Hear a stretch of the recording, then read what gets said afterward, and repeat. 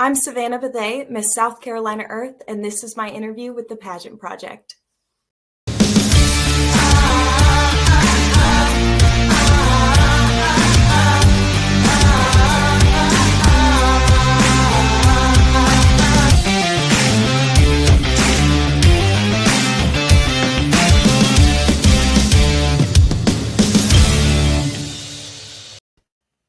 Good morning, good afternoon, good evening, wherever you're watching from. It's Adrian from the Pageant Project, and I can see a bunch of you have jumped on already. So if you have any questions for Savannah Bethea, who's my guest for today, then put them in the comments and I will pass them on. Ms. Bethea, how are you? I'm well. How are you? I'm doing very well. As I told you, I woke up at 5 a.m. to watch your previous interview. We discussed this briefly, you don't sleep much, do you? No, like I told you, as soon as my head hits the pillow, that's when my gears start turning. I get ideas. And when I'm idle, I kind of go crazy. So I got to keep moving, got to keep doing stuff. And yeah, it kind of messes with my sleep, but I'm making it work. So is coffee a thing? Oh, coffee's a thing. Espresso is a thing. You actually drink espresso, do you? I'm impressed. Most of the Americans I know don't drink espresso. They drink the bottomless mug thing and keep filling it up with more and more water. I get the lattes from Starbucks, and those have 3 shots of espresso in it. So that gets me up and going. Are you able to hold your hand up and keep it still? Or does right now? Yeah. No. Trembling a little bit. Savannah, why don't we get started with how you got the easy question. How did you get involved in the crazy world of pageantry to begin with? Well, it all started with my mom. She was a pageant girl, and growing up, she always wanted me to do it. But I just wasn't interested in it. But I did love watching the pageants. We used to watch Miss America every year, and we would score the girls at home ourselves and try to guess the winners. So I love that. I went to art school, and I was really into just being as different and as strange as I could be. I shaved half my head. I had a nose ring. I wore like boys' clothes and, hobo chic is what I called it. But when I got to art school, I realized everybody looks like me. Everybody here has like blue hair or a shaved head or something. And I wanted to be different. And I also wanted to explore my femininity. And I also absolutely love drag and the glamour of it and the gowns and the outfits and the way they walked on stage. And so that was the original reason I jumped into it. It's so much farther past that now, but at first, just to explore my femininity. Hobo chic. What? There might be something lost in translation here. What does hobo mean? Because I thought it meant homeless. It doesn't mean homeless? It does mean homeless. Hobo chic. So can you, and a nose ring. Mm-hmm. Yeah. You shaved half your head and you look slightly different now, which is, and this is probably more pageant chic, less hobo chic. So that's all cool. I have to ask you though, why did you decide you wanted or maybe even needed to explore your femininity a little bit more? Did you have some sort of revelation? Well, partially because I'm a contrarian. I always have to be different. I'm difficult that way. But also, I go through phases where I explore different parts of me. I've gone through phases where I explored kind of like a more like rocker. You know what? I'll just say what it was. It was emo. Do you remember that? Oh, yes. Evanescence and all those angsty. Yes. Yeah, I remember. Well, I went through that phase, the all black, the bangs that covered the eyes. I went through a hippie phase, and then I went through a phase where I did not care at all about being pretty. Somebody had actually once said to me, but it's not pretty. You don't look pretty. And I said, I'm not trying to look pretty. I'm trying to look interesting.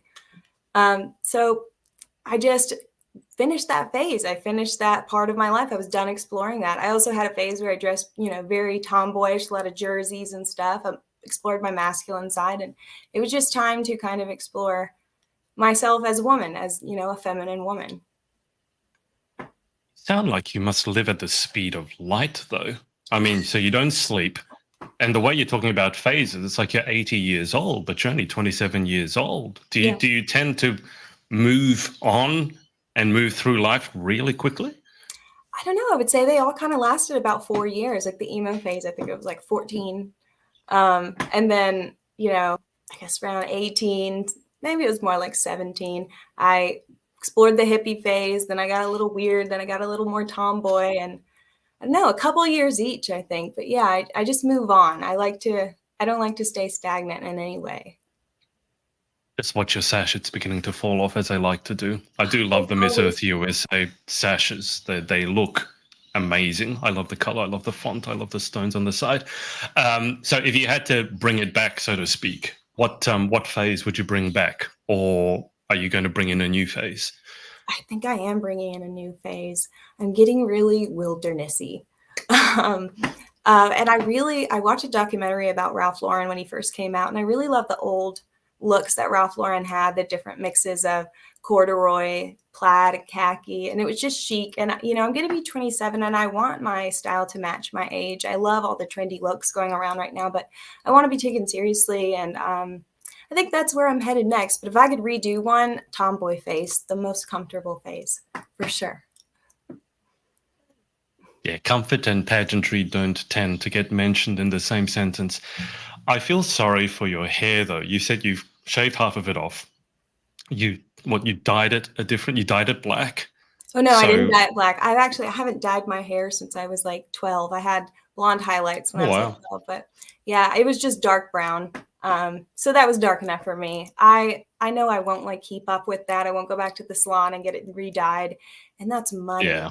That's money I could be doing something else with. So I don't dye my hair. This is natural. And it's been that way for a good minute.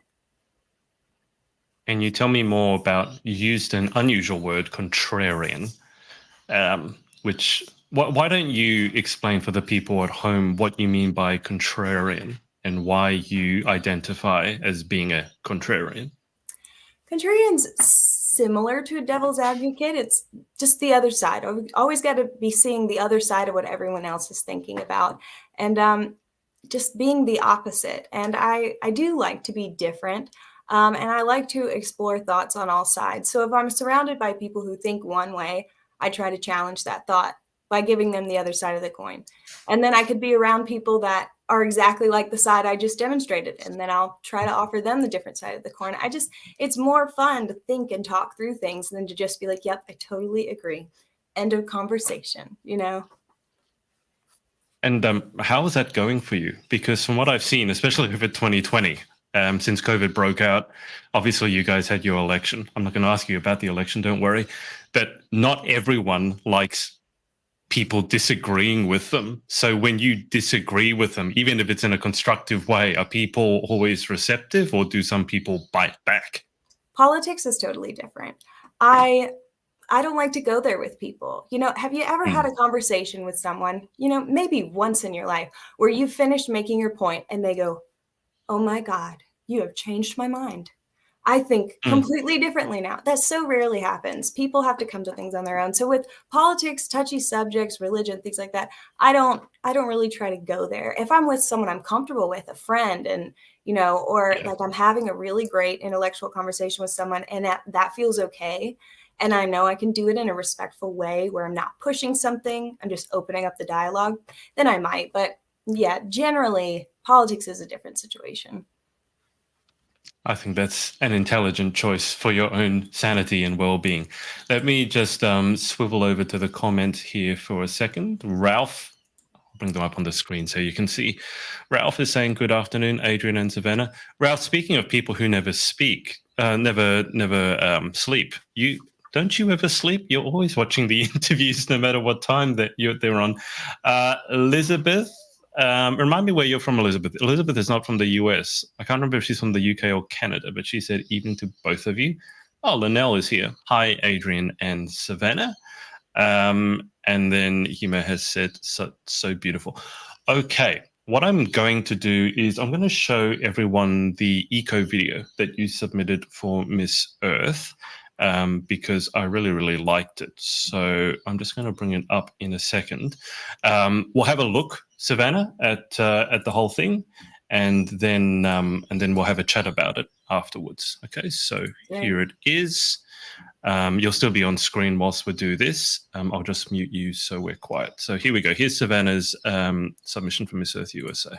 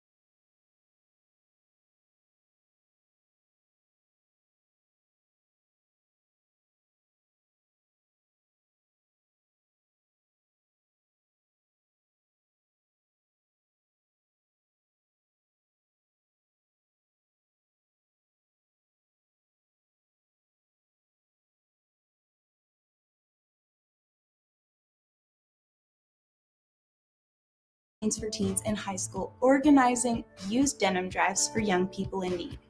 Respect for people I help is key. So giving teenagers clothes that inspired pride meant many donations weren't used.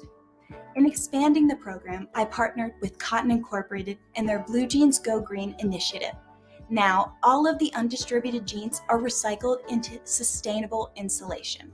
To take production waste into account, I coordinated with Raleigh Denim and Billiam jeans to donate all of their scraps from production to the Cotton Incorporated program. Interest in my project has expanded to 6 states, and I've recycled more than a half ton of denim. I believe the best way to create global change is to inspire people to make positive environmental choices and to become ecological guardians of their local communities.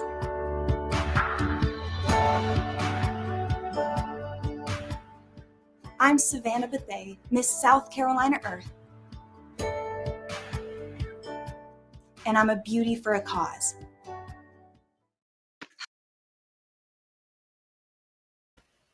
Savannah, I made the mistake of muting the sound for the first bit, and people in the comments are going, "There's no sound." I unmuted it. I'm just going to play like the first part again so they can see the beginning, okay? And then we'll be live with you again.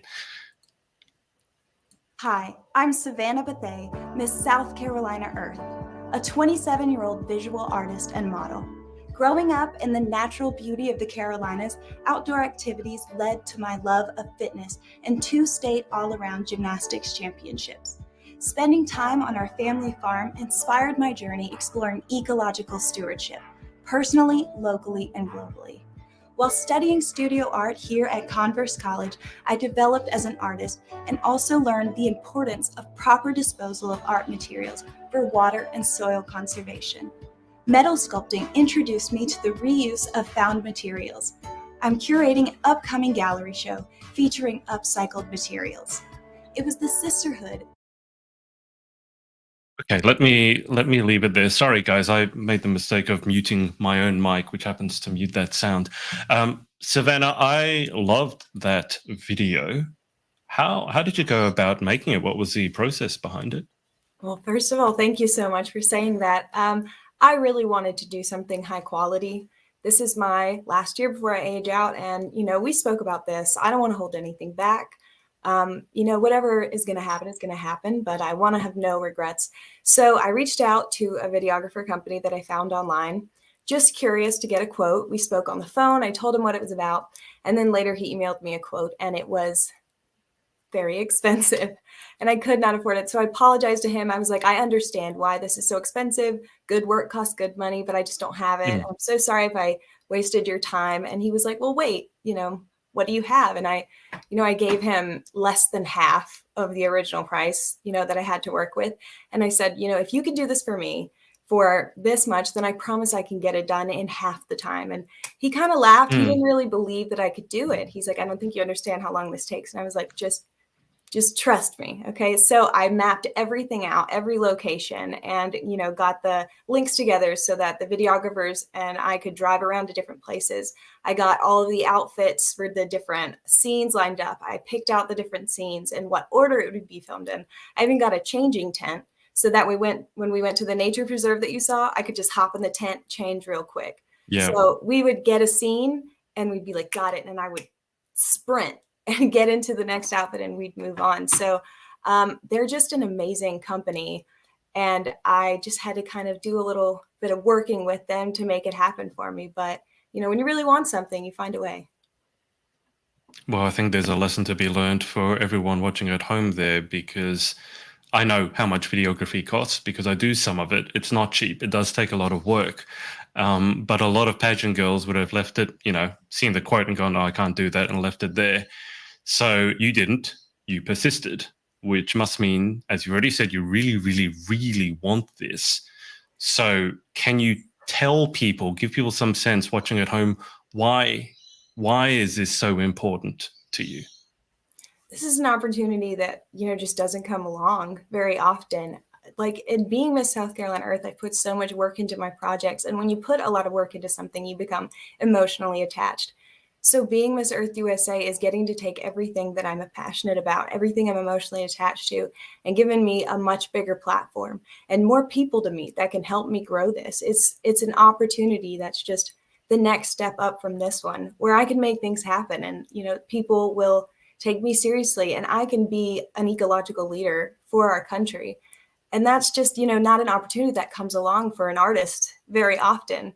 And this is such a fun way to chase that dream. And then if I get it, I just know there's so much I can accomplish with the help of the Miss Earth USA organization. Is it fair to say work ethic is a big thing for you? Hard work? You don't seem to be afraid of it. No, I think it's absolutely important. I think it's necessary. That's the number one thing I focused on since being Miss South Carolina Earth, is making sure that the work I'm doing is real work and that it's truly impactful, that I'm really making a difference, and that I'm not just, doing enough to get by. I want to show that I take this seriously. I want to demonstrate as Miss South Carolina Earth what I would do as Miss Earth USA. This is what our title is a chance to do. It's your chance to basically audition for the role and show how hard you'd work.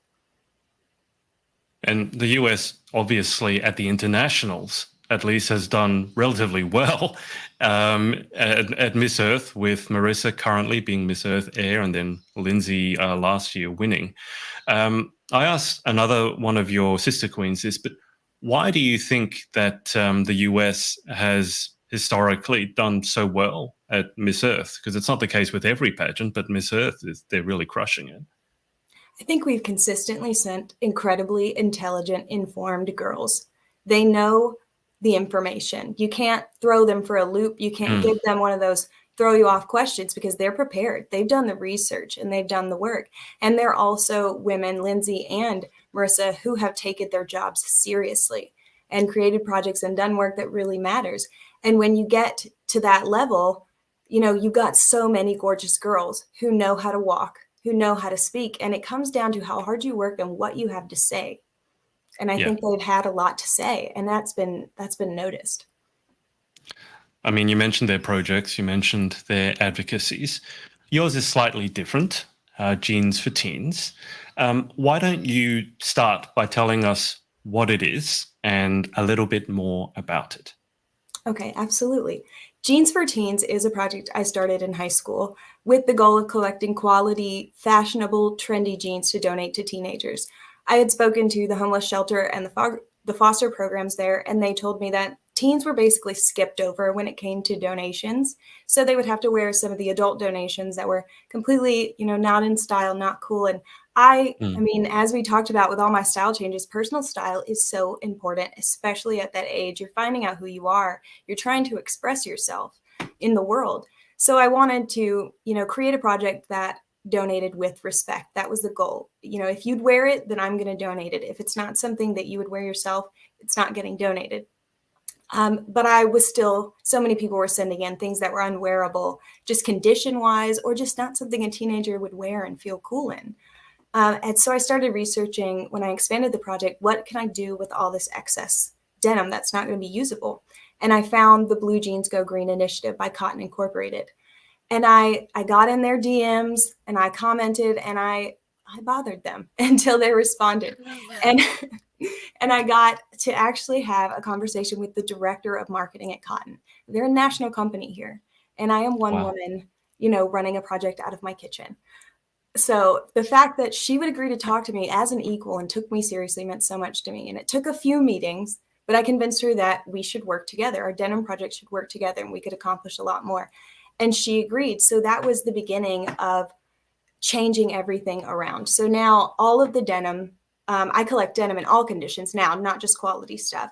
I'll take scraps, I'll take totally ruined denim, brand new stuff, and sort it. Anything that's trendy or like new still gets donated, but a majority of it is recycled into sustainable home insulation and thermal packaging for food and pharmaceutical shipment. And that insulation can be recycled over and over again. And that's what I think is the coolest part about the project, because the denim that we save will stay in this permanent life cycle of use and out of the landfill. And that's important because textile waste can take up to 200 plus years to break down. And when it does, it releases methane, which is a greenhouse gas that's more harmful than carbon. And textile waste is one of the fastest growing categories of landfill waste. So I wanted to take something that I was already really passionate about and figure out how I can put an environmental spin on it. And I did. And that just kept growing. I even decided to do an art show where I'm going to be taking some of the denim and making a piece for that. And I've invited other artists who make work by rethinking the way that they recycle. One woman made an entire opera dress out of unused opera tickets, and that was actually featured in New York Fashion Week. Yeah, another guy, he orders a lot of Amazon, and he's made a sculpture out of those Amazon boxes. And it's kind of a statement about how much extra waste we've had during lockdown with us ordering in food and so many home deliveries from Amazon. So that project is going to make a statement about textile waste, but also that recycling can be done in a creative and fun, interesting way instead of just the traditional way. But also there's so many facets to this, but it's spread to 10 states. I've gotten schools involved, cheerleading squads, churches. Keep America Beautiful got involved and helped me bring Jeans for Teens to counties all over the state of South Carolina. 2 denim companies, as you saw in the video, Billiam Jeans and Raleigh Denim Workshop. Raleigh Denim is a national company, and they gave me the scraps from their production. So we've got post-consumer waste and pre-consumer waste factored into the project. I just wanted it to be thorough and well thought out, really something that was going to make a difference from the time, we start producing the jeans to the time it's time to throw them away or recycle them. It certainly sounds like you thought about it from top to bottom. Are you still taking denim donations, Savannah? Absolutely. The project officially ended for the year on December 15th, but if somebody sends me denim, I'm still down to take it. I'm still sorting it, and I have pickups to do. I still have to go to St. Augustine, Florida, and do a pickup from a woman there who works with storage containers. I don't know if you've ever seen that show, Storage Wars. You heard about it? No. Okay, that's the American thing. But basically, when you have a storage unit and you don't pay your rent, they auction it off. And these people have no idea what's inside. They just bid on it and hope there's stuff in it that they can sell. So this woman and her husband do that. And they come across mountains of denim that she was just throwing away. And I found her by going on the Facebook market and talking people out of selling their denim and just giving it to me instead. And that actually worked. And that's how I found her. She was like, yeah, I come across so much denim. And she's got like 10 huge tubs of denim so far. So I still got to pick up from there. I've got different counties in South Carolina to pick up from. I still got to coordinate with the school in Texas to send over the denim that their school collected. So, I mean, I have so much left to do. So why not? Yeah, I'm still taking it. Bring it on. Let's save more from the landfill. So if people want to donate, what's the best way to get in touch with you? Through Instagram, through Facebook, Instagram, email? through my regular Instagram or my Miss South Carolina Earth Instagram. I'm on both equally. So just send me a message there. I even, if we're not friends, I check my message requests all the time. So I'll see it in a couple of days and we'll coordinate and I'll, let you know how you can get that to me. Perfect. You mentioned you bothered this woman, this lady, until she responded to you. This facet, the bothering or being headstrong or being passionate about something you care about, has that always been a facet of your personality? Because not everyone would have the courage to bother someone sort of at that level and until they've responded. No, it absolutely hasn't. I think it's just because I'm so in love with this project because I've had no problem, going on the Facebook market where people are trying to sell stuff and asking them to give it to the project instead. I've had no Yeah. problem reaching out to all these companies that are so much bigger than me. But, in pageants, we're supposed to kind of find sponsorships to help pay for this. I Mm-hmm. cannot ask people for money. It is so hard for me. Like, I'm so embarrassed. I'm like, hey, I know we're in the middle of a pandemic, but could you give me some money so I could buy a dress? I just don't feel right about that. But, but this is for something bigger. This is for something more. It's something that's going to help us all. So I have no shame in asking them. I'm trying to do something that's going to help the world. I help the world. I help all of these people in it. So I have no shame whatsoever when it comes to that. But typically in life, no, I can be a little bit shy when it comes for asking for things that I don't have. So your pageant journey, what have you learnt about yourself, or what sort of facets of your personality have you had to grow or explore? So we've already said, okay, asking for things, a bit uncomfortable, but you've done it because you've had a purpose. Have there been other facets of your personality that you've had to grow or explore? Yeah. As an artist, I'm very visual and I've not always been fantastic with words. I have what I feel are these fantastic thoughts, but I really struggle to get them out in an eloquent way. So I worked with my uncle. I also have a pageant coach who's been really helpful, but I work with my uncle who did a lot of speech and debate growing up. Now, he doesn't know anything about pageants whatsoever, and he's not into it, but he helped me, I kind of rambled to him about how I felt about something. And then he would be like, so this is how you feel about it. I'm like, oh, that's beautiful. And he helped me figure out how to do that myself, how to take my thoughts and deliver them in an eloquent way that people will understand. So I've definitely learned how to, I guess, speak my mind in a more hearable way, if that makes sense.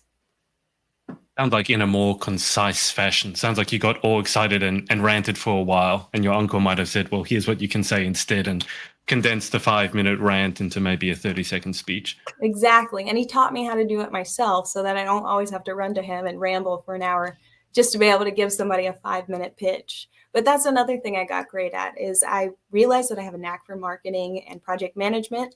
I realized that I have a knack for pitch writing and delivering. And I think a couple of years ago, that's something I would have just stumbled through. It would have just been a mess. So I worked on that. I practiced. I talked to the mirror. I prepared for conversations that were 5 minutes long for like 2 hours. So Yeah. I knew that, communication is what's going to get you there. So I knew I had to work on that. So that's something that pageants have definitely helped me learn.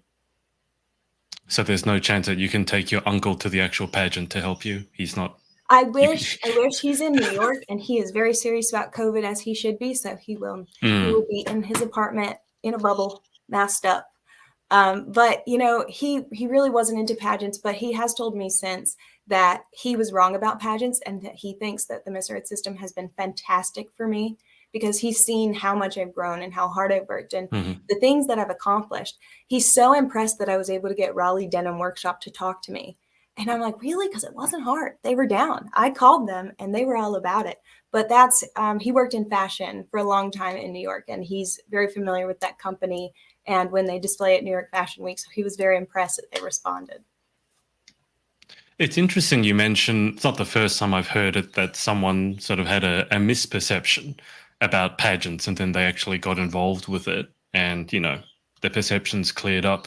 I'm curious, did you have any misperceptions or perceptions about pageants that now that you've entered them? I know you watched Miss America, but now that you've entered it yourself, did you have any sort of perceptions that you went, oh, that's actually not right? I'm trying to think if I did. I feel like I definitely, had some of the maybe stereotypes about pageant girls Hmm. that weren't fair. And, within my first pageant, I was proved completely wrong. It's so hard not to give into or believe a stereotype that you hear when you're not a part of that world. But if you just, get into a world that's not your own, step outside your box and meet people and talk to people, you can realize how wrong you are about so many things, about how you're missing out on so many things by putting yourself and other people in boxes. Now, guys watching at home, I can still see a bunch of you, so don't be a stranger. Give Savannah some questions or just send a message of support, and I will pass it on to her. Help the girl out.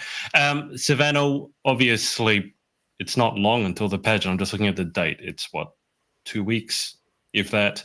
And you have a little holiday known as Christmas in between now and actually competing.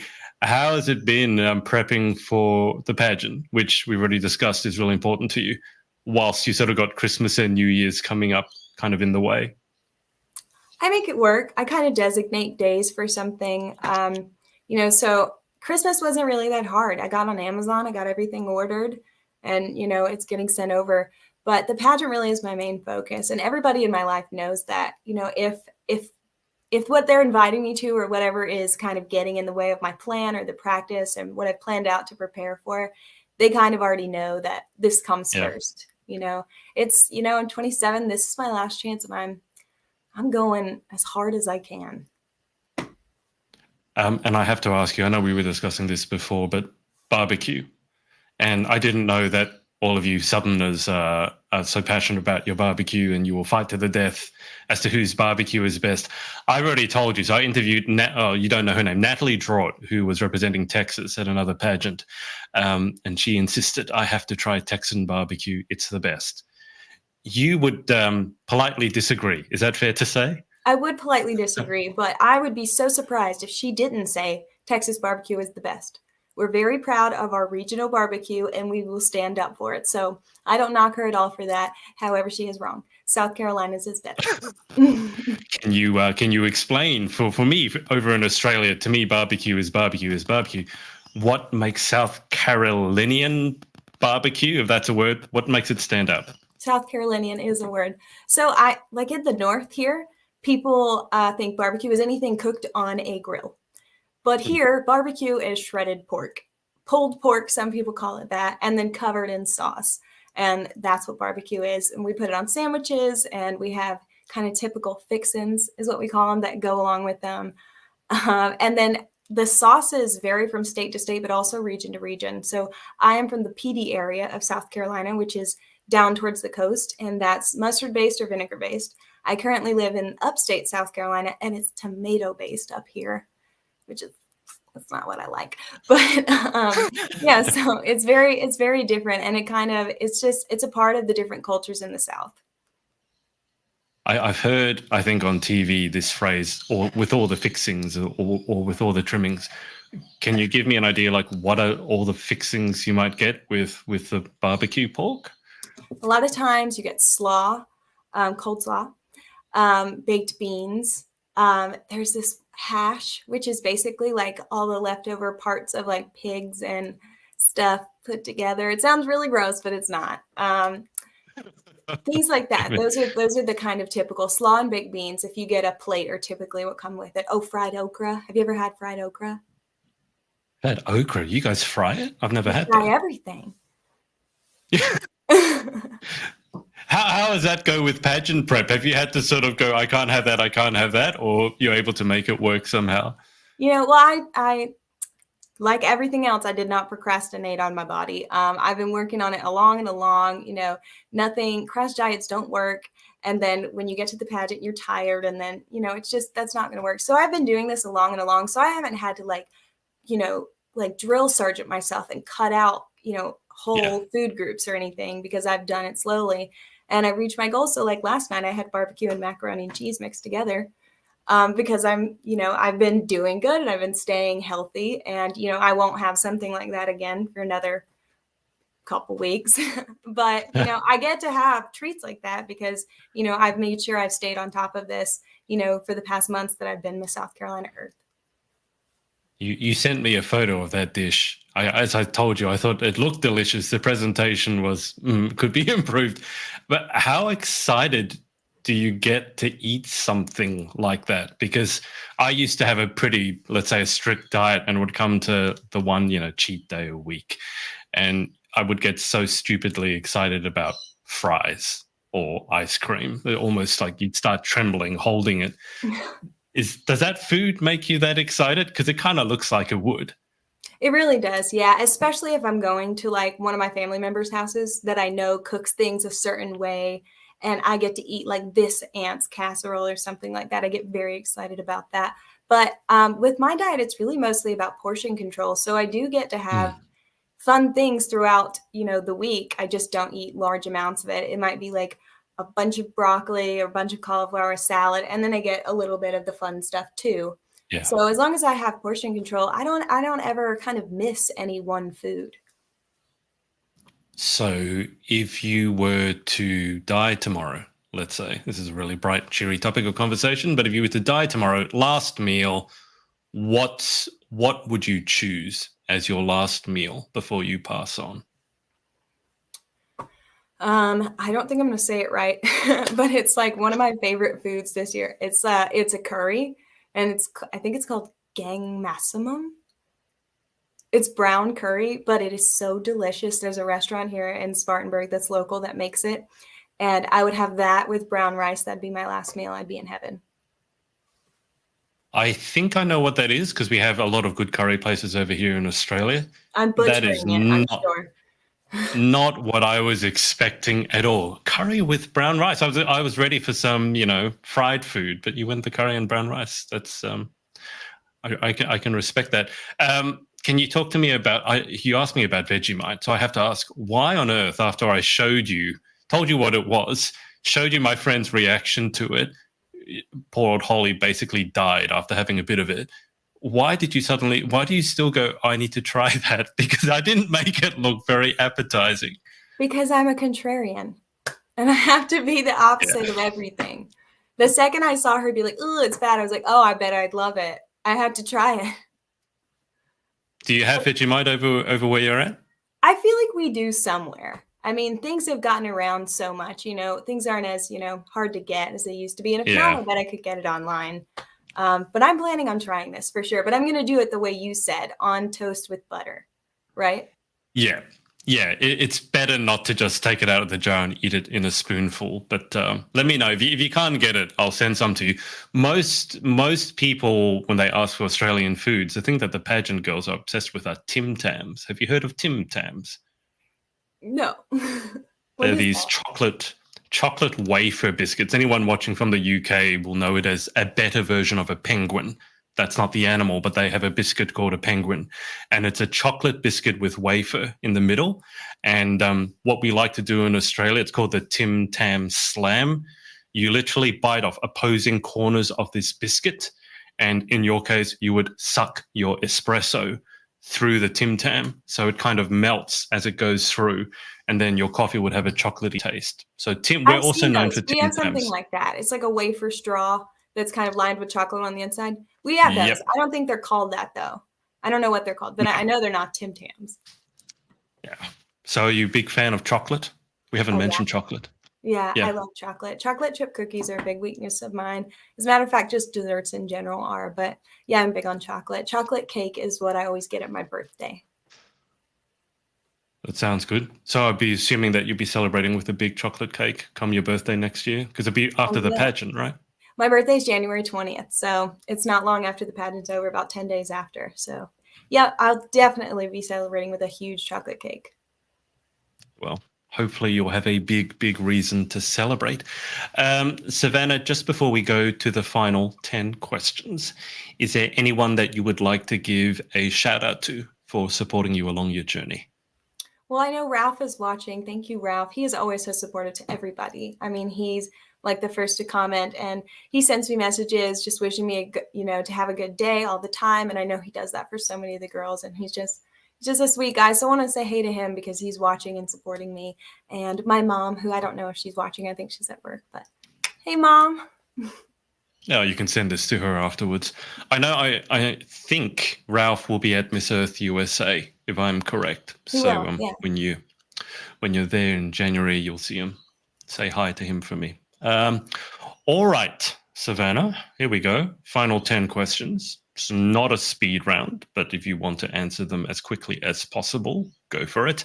Random questions. Good pageant practice. Here we go. Question the first. What is your favorite word? Pensacola. It's a place in Florida. I don't think I've ever been, but it's so fun to say. Pensacola, Pensacola. I actually knew what it was, but I can tell you it's the first time anyone has said the word Pensacola. After doing 300 or so interviews, I like new answers, believe me. Okay. What is your least favorite word? No. You seem to be having an actual reaction, even saying the word no. I don't like it.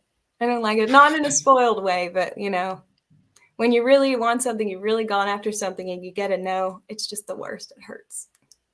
Yeah. Question 3. In life, what gets you excited or what turns you on? Anything involving creativity, anything that gives me a chance to come up with an idea and execute it. In painting, this project, in music, anything where I get a chance to, be the driving force and the creativity of it. And question 4, what turns you off? Rude people, lack of manners.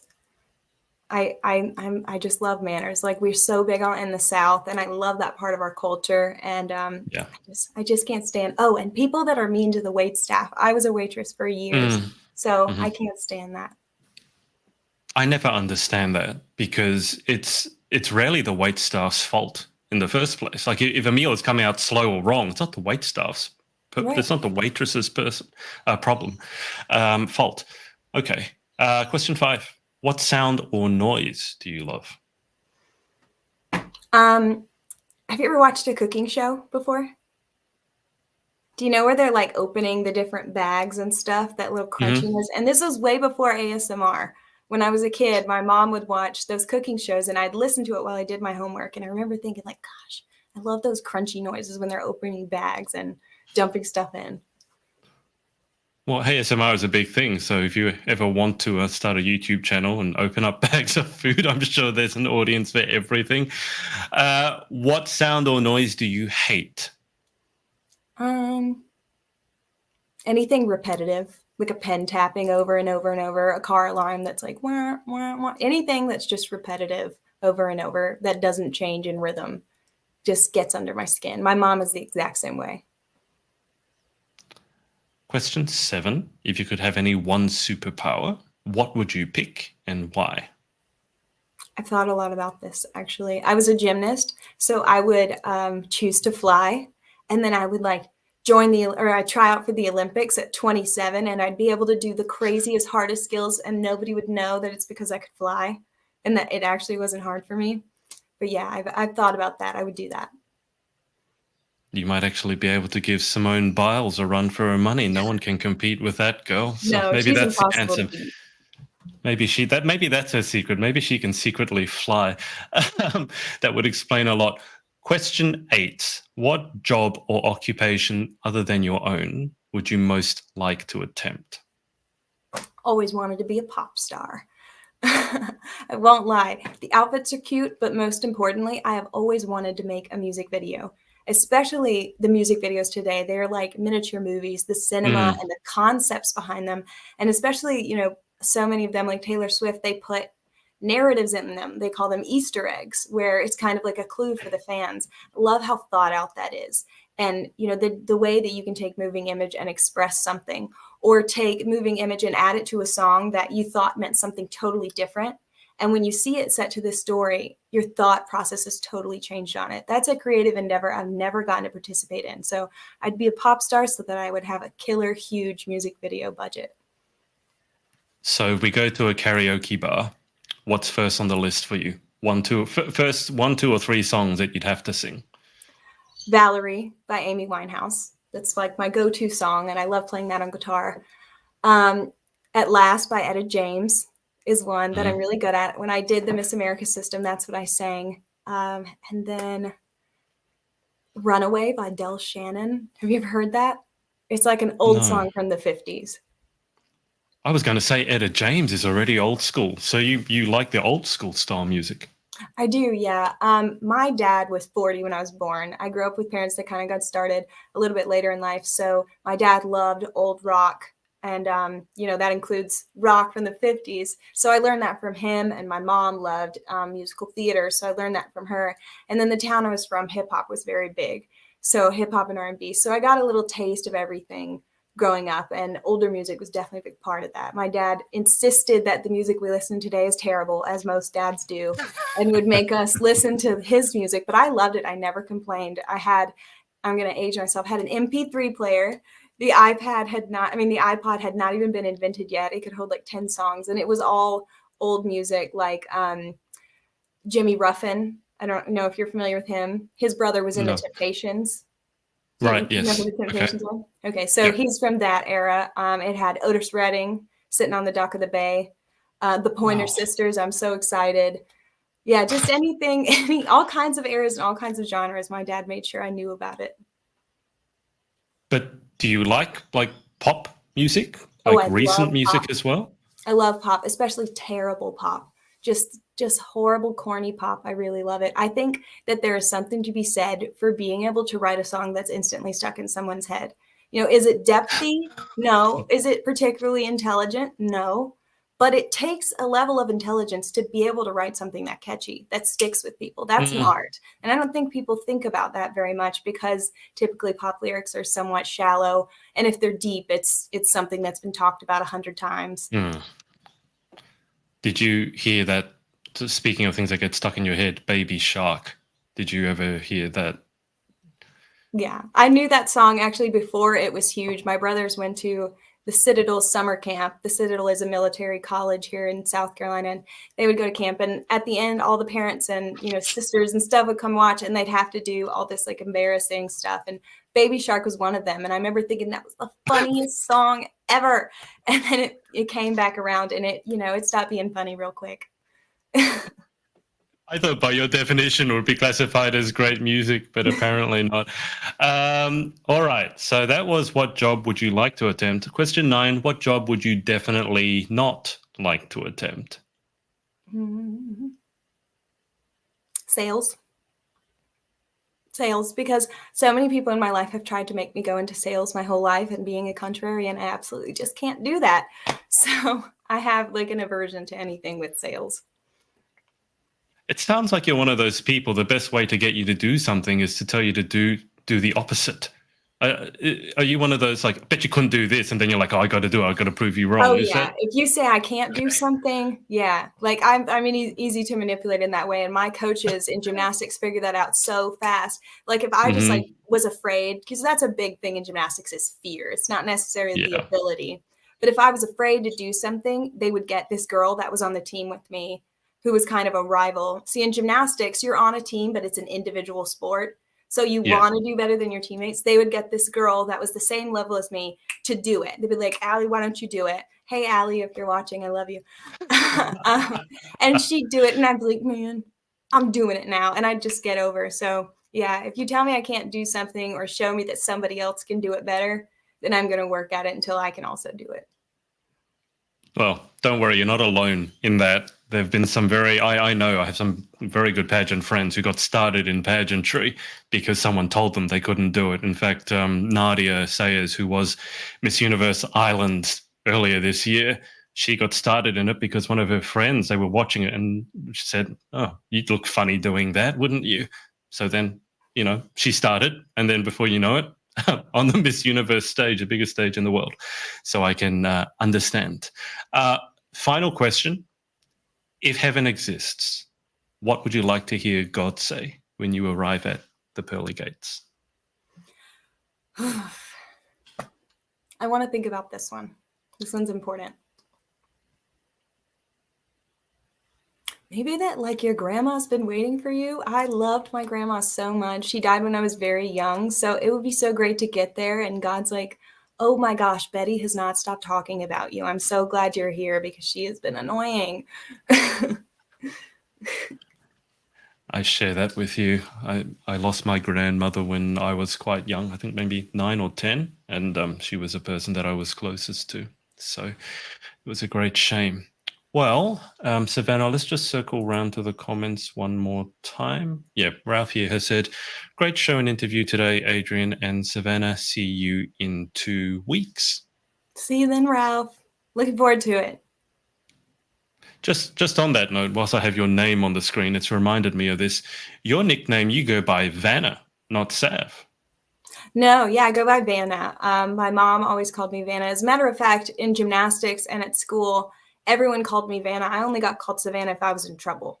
So, yeah, and I kind of wanted to go by Vanna because Savannah is such a popular name for pageant girls, especially in the South and in America. Mm-hmm. But I don't know. That's what they put online when I got to be Miss South Carolina Earth. So I've been running with it. Sounds good, and it sounds contrarian as usual. Well, Vanna, that's about it. Thank you so much for coming on. Thank you so much for your time. Thank you for having me. I really appreciate it. It's been a pleasure. I will keep you on the line for just a second whilst I hang up with the audience. But thanks to everyone for watching, whether it's live or on the replay, and we will speak to you next time. Bye for now. Hey, thanks so much for watching. Sorority Access is now open. So if you'd like to join an amazing group of women and learn how to be the most powerful, confident, and impactful queen possible, head to thepageantsorority.com. I'll see you there and see you in the next video.